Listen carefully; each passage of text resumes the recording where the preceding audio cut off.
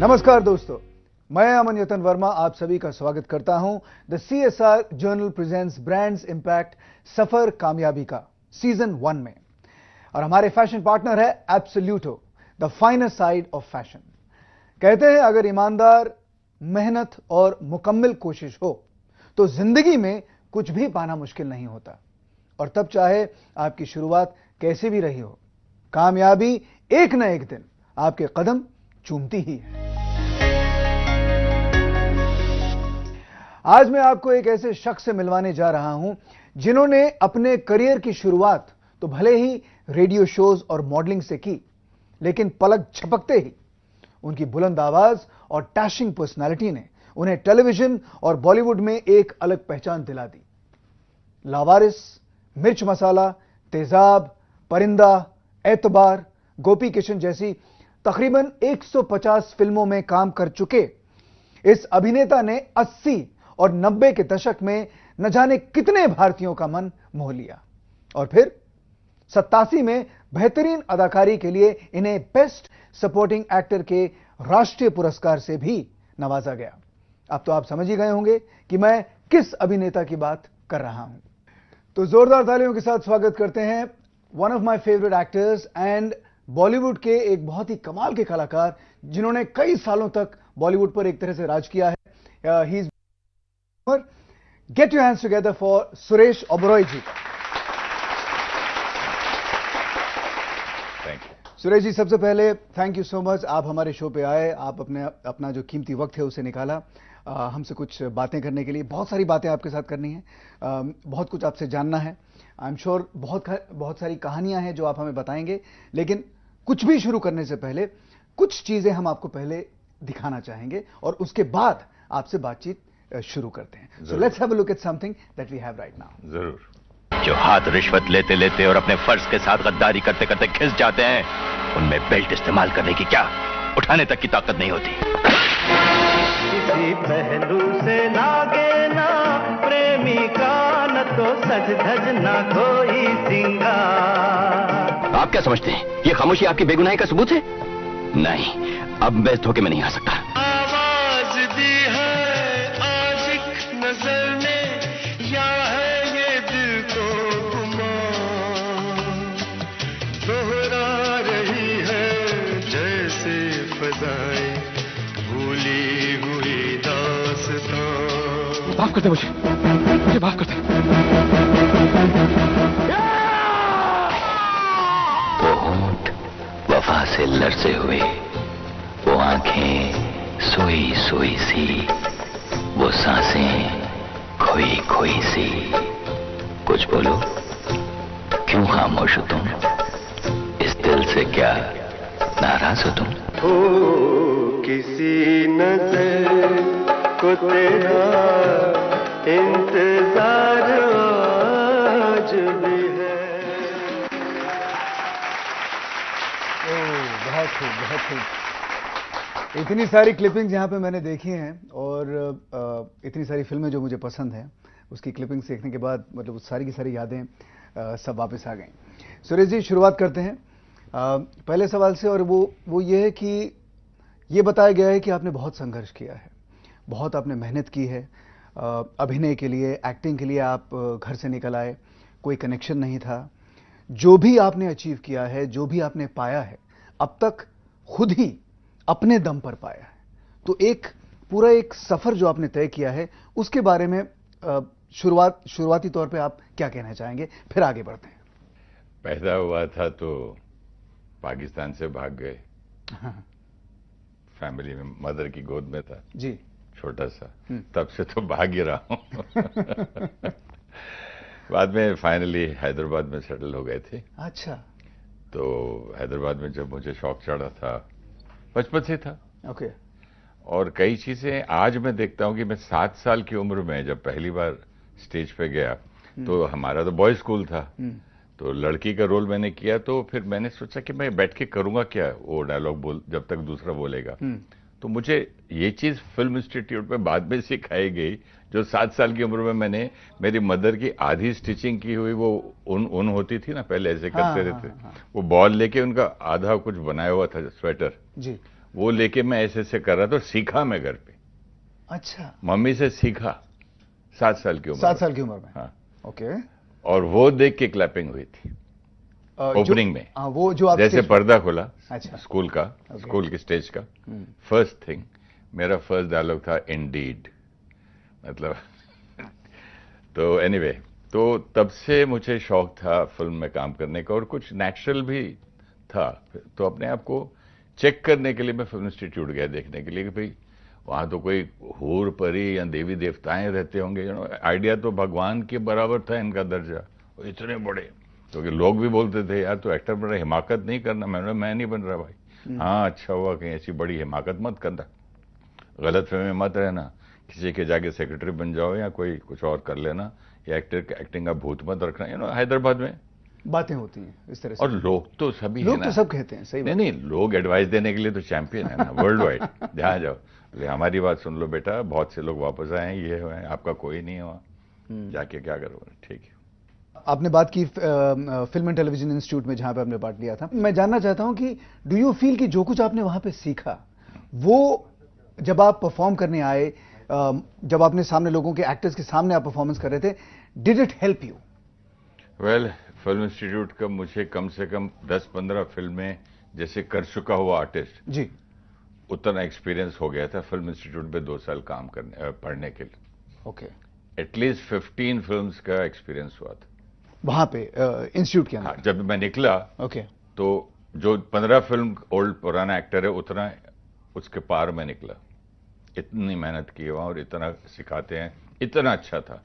Background जो है, of course फिल्मी फैमिली से आप थे नहीं, कोई कनेक्शन नहीं था, कोई जान पहचान नहीं थी, तो वो दौर जब आप स्ट्रगल कर रहे थे कितना डिफिकल्ट था? डू यू थिंक कि अगर किसी से कनेक्टिविटी होती, किसी प्रोड्यूसर, डायरेक्टर या किसी दोस्त का नाम आसपास आपके साथ कनेक्टेड होता, तो आपको लगता है कि आपकी एंट्री और आसान हो जाती? एक एडवाइस थी किसी की कि आपकी आवाज बहुत अच्छी है, पहले आप अपनी किचन की कमाई आप रेडियो से और टेलीविजन पे जो स्पॉट्स होते हैं उससे करिएगा, या न्यूज रीडर बन जाइए, फिर बाद में साथ साथ फिल्मों में भी काम ट्राई करते रहिएगा। तो वो एडवाइस से फिर मैं बॉम्बे गया, तो मिस्टर सूद साउंड रिकॉर्डिस्ट ने मुझे मिलाया था जी। ब्रिज भूषण जी से। हाँ। ब्रिज भूषण मेरे गुरु हैं वॉइसिंग के, तो उनके साथ रेडियो पे जो भी कमाता था और साथ साथ में स्ट्रगल करता था, ढूंढता रहता था फिल्मों में। आपकी आवाज की वजह से लोग आपको पहचानते हैं। Of course you are a brilliant actor, इसमें भी कोई दो राय नहीं है।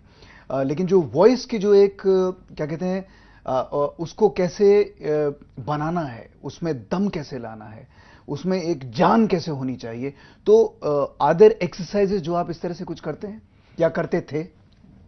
ब्रिजभूषण जी ने मुझे कहा था कि आवाज तो पान वाले की भी कई बार अच्छी होती है, आप कहीं देखेंगे रुक के पान लेते हुए तो लेकिन इसको मॉड्यूलेट कैसे करना, क्या करना, सीखना है, वर्क हार्ड।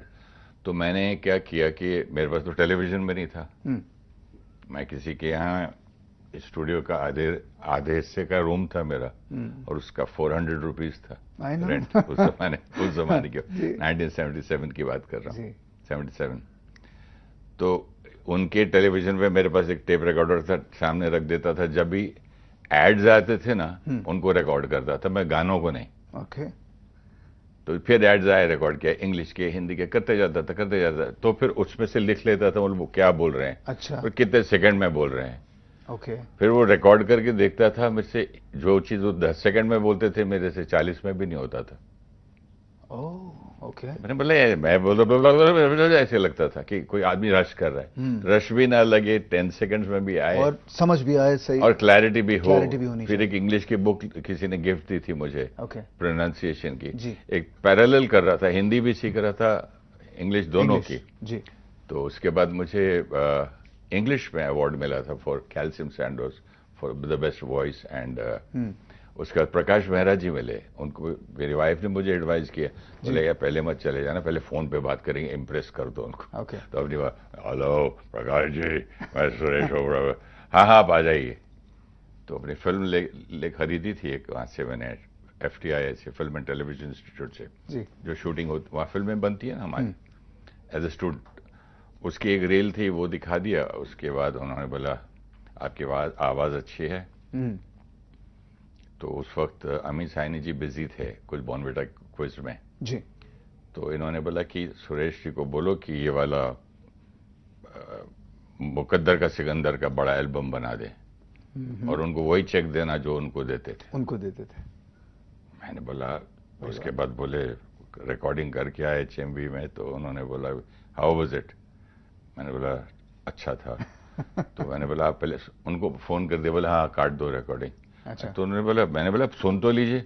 यू सेड अच्छा है ना, तुमको विश्वास है, मुझे विश्वास है। क्या बात है, वंडरफुल। तब से फिर उन्होंने फिर लावारिस में काम लिया है। फिर मतलब वो प्रकाश जी ने दोस्ती बन गई, एक रिलेशनशिप उनके साथ। प्रकाश जी ने सर पे बड़े भाई का हाथ रखा जी। था। प्रकाश जी ने हेल्प की। उसके बाद कमलजीत सिंह मिले, उन्होंने बोला कि फलाना एक प्रोड्यूसर आया था मेरे पास, मैं तो ये रोल नहीं करूँ, तू चला जा। अच्छा। तो विनोद पांडे का एड्रेस दिया, बोले वो भी एड्रेस भी कैसे, वर्ली में जाना, राइट पे घुसना, इधर जाना इधर जाना। तो मैंने उसको फोन पे टालने की कोशिश की भाई, तो उसने बोला आप अभी आ जाइए, मतलब रात के 9 बज रहे हैं। हाँ। बोला नहीं कोई बात नहीं, आइए। फिर मैंने हिसाब किया, ऐसे 30 रुपए टैक्सी के लगेंगे और अभी जाऊंगा तो बस जाऊंगा तो 2 घंटे लग जाएंगे, क्या करूं? 30 का जुगाड़ खेलूंगी नहीं। 30 रुपए अगर उस वक्त नहीं खर्चा करता मैं, वही तो मुझे फिल्म नहीं मिलती। वो फिल्म नहीं मिलती। और 30 रुपए कमाने में भी तो महीना लग जाता था। सही बात है, सही बात। एक ऐसा खास किरदार जो अब तक आपको सबसे ज्यादा पसंद हो, वो कौन सा रहा है एंड क्या वजह रही है? सबसे पहले फिल्म जो मुझे मिली थी प्रकाश जी ने दी थी लावारिस जी। और उसमें मैंने होमवर्क किया कि मैंने डॉक्टर से पूछा कि ये जिसके हाथ कट जाते हैं वो लोग करते क्या हैं? तो उसने बोला वो मानते ही नहीं कि मेरे हाथ कट गए, भूल, उनका ब्रेन काम नहीं मानता नहीं उस बात को कि कोई भी चीज गिर जाती है तो उठाने के लिए जाते हैं ऐसे।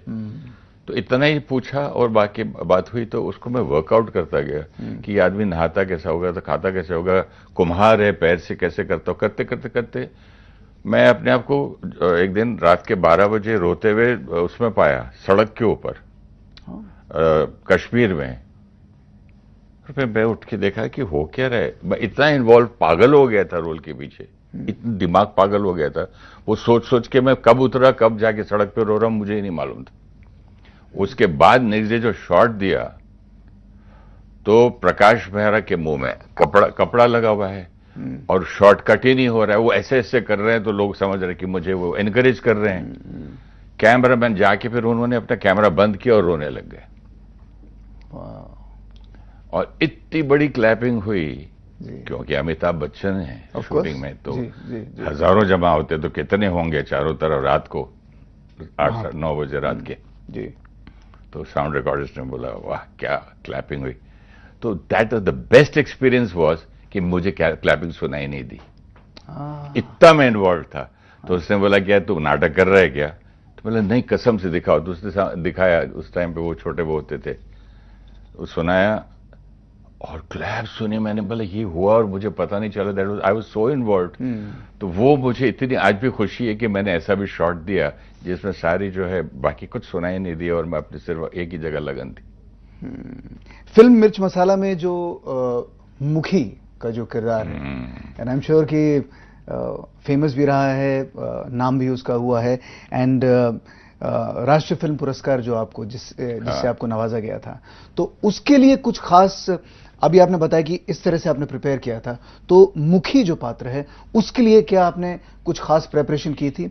एंड क्या आपने एक्सपेक्ट किया था कि इतना बड़ा पुरस्कार मुझे इसके लिए मिलेगा? इसके लिए मैंने क्या किया, 2-3 दिन पहले चला गया था शूटिंग के। अच्छा। उन्होंने बोला था गुजरात का कैरेक्टर बॉर्डर का जी।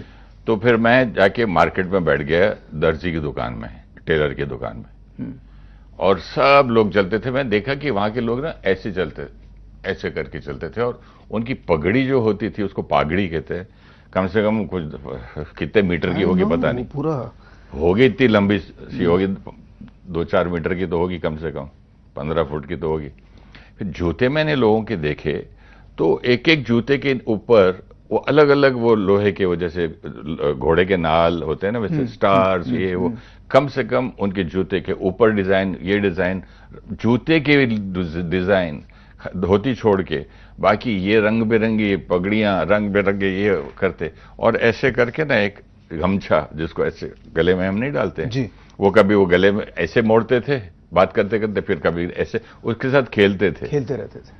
तो मैं नोट करता था, दर्जी की दुकान में बैठ के मैंने अपने कपड़े खुद सिलवाए। फिर मैंने देखा कि ये लोग एक कड़ा भी पहनते, बहुत कलरफुल, चांदी का। तो मैं चांदी की दुकान में जाके अपने लिए वो खरीद लिया, सिमिलर कड़ा, वो भी पहन लिया। फिर ये तांबा का ये जो पहनते, वो जूते भी मैंने पूरे वो ठुकवा लिए, वो एक एक जूता हो गया था 2-2 2.5 किलो का। हाँ, चलते चलते फट जाता था, रोज बैंडेज लगा लगा के खून तकलीफ होती थी। तो फिर मैंने ओरिजिनल वहां बैठ के देख देख के लोगों से बात करते करते, दर्जी की दुकान पे मार्केट के अंदर ही छोटी सी, उस पर मेहनत की। तो तब फोन आया तो मैं रो पड़ा, मैंने बोला ऐसे हो ही नहीं सकता, मुझे कैसे अवार्ड मिला। फिर पता चला कि लोगों ने ऑब्जेक्शन लिया कि ये टेक्निकली सुरेश ओबेरॉय फिल्म का हीरो नहीं है, तो आप हीरो को ही दे सकते हैं। तो ठीक है, उन्होंने बोला will create an award for him called supporting actor. तो बाकी के सपोर्टिंग आज जितने लोगों को मिल रहे हैं अभी सभी का फायदा हो गया। आपकी वजह से, मेरी वजह से, ना उस फिल्म की वजह से, उसके डायरेक्टर की वजह से, the way it was created, character की वजह से। लाइफ में जैसे जिंदगी गुजरती रहती है, आप काम करते हैं, नाम कमाते हैं, पैसा कमाते हैं, शोहरत, बट सडनली लाइफ में कुछ ऐसा हो जाता है, कोई ऐसा इंसिडेंट या किसी ऐसे शख्स से आप मिलते हैं, या कुछ ऐसी चीज होती है जिससे जिंदगी के जो मायने हैं एक तरह से पूरा यू टर्न हो जाता है। तो आपकी जिंदगी में ऐसा कभी कुछ हुआ?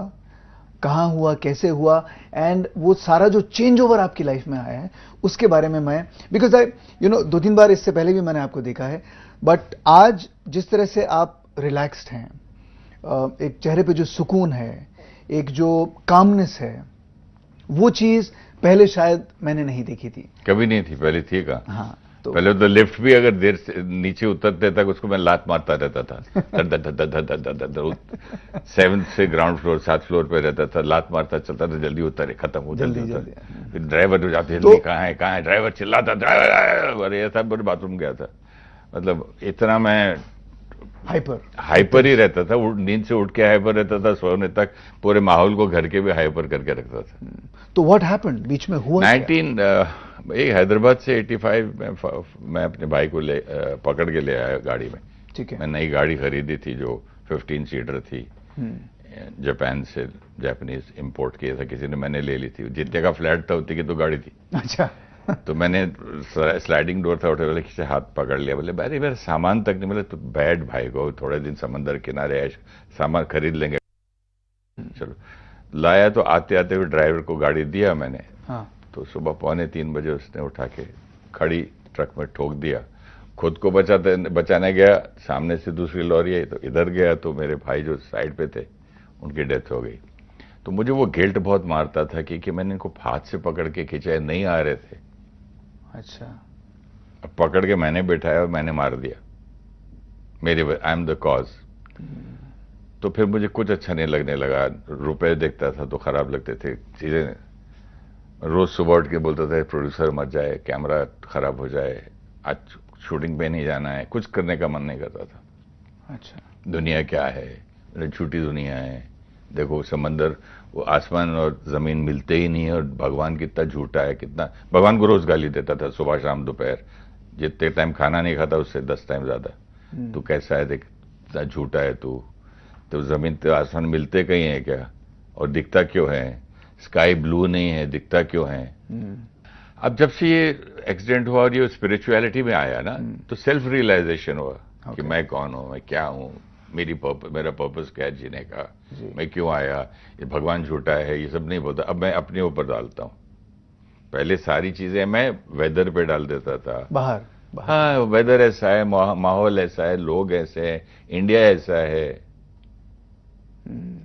ये कपड़े ही खराब थे, गर्म थे तो मैं चिढ़ गया, रूम छोटा है, एक ही कमरा है इसलिए। सो दी सेल्फ रियलाइजेशन की जो आप बात कर रहे हैं कि ये किसी ऑर्गेनाइजेशन या किसी इंसान के मिलने से हुआ या ऑटोमेटिकली खुद ही आ गया? पहले मैं गुरु ढूंढने गया था जी, कि सेल्फ रियलाइजेशन के लिए। ओके। तो 2-3 जगह गया, तो एक वो तो अमेरिकी कैमरे लेके पहुंच गए। तो मैंने बोला मैं जिसके चरणों में जाना चाह रहा हूँ वही ग्रुप मेरे ऊपर आ रही है, मेरे पीछे घूम रहे हैं, मतलब। तो फिर मैं, किसी ने बोला फलानी साइन में एक औरत है, वो गुरु बहुत अच्छी है, अरे औरत के पास कौन गुरु बना था, कोई औरत को गुरु बना, पागल है क्या, हम मर्द आदमी हैं। तो 4-5 साल उसमें चले गए। नूतन जी ने बोला था मुझे वहां जा तो अच्छा है। अच्छा। तो फिर मैं उन गुरुजी से मिला तो she taught me a lot, बहुत फर्क पड़ा उधर। Okay.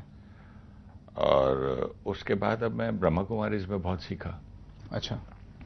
और मैं पहली जो मेरी गुरु थी लेडी लक्ष्मी जी नाम था उनका जी। उन्होंने तो जीवन परिवर्तन कर दिया मेरा। अच्छा। तो गुरु के बिना तो वैसे भी ज्ञान नहीं मिलता है ना। और उसके ऊपर self help is the best help in the world. आप कुछ भी खाली गोली खा के कोई ज्ञान आ जाएगा ऐसा नहीं होता, और किताब पढ़ के भी नहीं होता। You have to bring that into your life. एक और किसी की आवाज हम आपको सुनाना चाहते हैं, एक छोटा सा मैसेज है। आप उन्हें अच्छी तरह से जानते हैं, एंड एक मैसेज उनकी तरफ से आपके लिए ये रहा। ओम शांति। एक्सट्रीम ईगो और गुस्सा क्या होता है, ये मैंने 2010 में सुरेश जी में देखा। और ये संस्कार उनकी बहुत सारी अच्छाइयों को कभी कभी ढक देता था, लेकिन उनके अंदर थी एक deep desire to change. Spirituality को अपनी थॉट्स, वर्ड्स, बिहेवियर और लाइफस्टाइल में कांस्टेंट अटेंशन रखकर धारण करने की प्रैक्टिस। अगर हम अवेकनिंग के 2010 का उनका पहला एपिसोड देखें और आज उनको देखें, तो उनके मन की प्योरिटी और ह्यूमिलिटी का प्रैक्टिकल प्रूफ उनके चेहरे पर दिखाई देता है। चेहरा मन का दर्पण होता है और मन की सफाई चेहरे पर प्रत्यक्ष दिखाई देती है। Thank you Suresh bhai for creating this miracle and many many more to come. ओम शांति। Thank you sister. उनकी आवाज सुनते ही आई कुड सी कि आपके पूरे चेहरे के जो भाव हैं, and I think you owe a lot to her. उनकी आवाज सुनते ही जिस तरह से जो चेंज आपके चेहरे पे, आंखों में आंसू आ जाना। सो डू यू फील कि इस समय जो स्पिरिचुअलिटी की एक जो ये राह है, has it completely change you जितना आप चाहते थे, या अब भी बहुत कुछ बाकी है? स्पिरिचुअलिटी में कोई बिगिनिंग एंड नहीं है। ये path itself is the goal. उस पर लगे रहना। अवेयरनेस, पाथ जो है ब्रिंग्स यू अवेयरनेस। तो आप अवेयर हैं डे एंड नाइट, वही स्पिरिचुअलिटी, वही गोल भी है। इतने सालों से जो आप यहाँ पे जमे हुए हैं, एक नाम बना हुआ है, तो वो कौन सी चीज है जिसका श्रेय आप देंगे, जिसने आपको सफल बनाया? एक तो हर एक के लिए एक फॉर्मूला नहीं होता जी। एक बोलता है किसी को, एक लड़की दूसरी लड़की को बोलती, इतना ज्यादा तेरे पति तंग करता है ना तो डिवोर्स कर दे। मैं भी तो किया, मैंने दूसरी। उसमें हर एक सोल की अपनी अपनी जर्नी है। हो सकता है दूसरी लड़की में ये वो शक्ति ना हो कि अकेले रहे जी, यहाँ पे दूसरी कर पाए, या एक उसके बाद। तो ऐसा नहीं बोल सकते किसी को कि ये वाला फॉर्मूला ही है। हर एक को अपना ही ढूंढना पड़ता है, खुद का फॉर्मूला। शादी के बाद फिल्म इंस्टीट्यूट गया मैं पढ़ने के लिए 2 साल। हनीमून भी बनाया 15 छुट्टियों में। And she supported you? मतलब उसके बिना तो मैं बनता नहीं ना, because she supported me everywhere. धक्का भी मार के रूम से निकाल देती थी। तुम घर, वो बोलती थी घर पे नहीं रहना, मालूम है कि रम की बोतल खोल लेगा। तो आपकी सक्सेस का एक तरह से पूरा श्रेय आपकी पत्नी को जाता है? बिल्कुल, 100%। क्या बात। थैंक यू सुरेश जी, आपने अपना इतना कीमती वक्त निकाला और यहाँ पे आए, इतनी सारी बातें आपके साथ की, इतना ज्ञान एक तरह से मुझे मिला है। Thank you so much for coming on the show and giving us your esteem time. I should thank you, बहुत अच्छा लगा आपसे बात करके। हमारी तरफ से एक छोटा सा एप्रिसिएशन के लिए एक मोमेंटो है जो हम आपको देना चाहेंगे। Thank you. ये हमारी तरफ से और हमारे शो की तरफ से सफर कामयाबी का। थैंक यू, बहुत अच्छा लगा आपसे। अगर आपकी भी ऐसी एक सक्सेस स्टोरी है और आपको लगता है कि हमारे देश की जनता आपकी कहानी से प्रेरणा ले सकती है, तो हमें लिख भेजिए info@safarkamyabi.com पर। आप हमें फोन भी कर सकते हैं। हमारा नंबर है 9599506639। अगर आपकी कहानी वाकई प्रेरणादायक है तो हम आपको अपने शो पर जरूर बुलाएंगे। दोस्तों, the CSR journal presents brands impact सफर कामयाबी का के अगले एपिसोड में आपसे फिर मुलाकात होगी, जिसमें हम आपको एक और विजेता से मिलवाएंगे जिनकी कहानी आपके दिलों को छू जाने वाली है। तब तक के लिए मैं अमन यतन वर्मा आपसे एक शेर के साथ इजाजत चाहूंगा। भीड़ हमेशा उस रास्ते पे चलती है जो रास्ता आसान लगता है, लेकिन इसका यह मतलब नहीं है कि भीड़ हमेशा सही रास्ते पे चलती है। सोचिए, अपने रास्ते खुद चुनिए, क्योंकि आपको आपसे बेहतर और कोई नहीं जानता। गुड बाय, शब बखैर।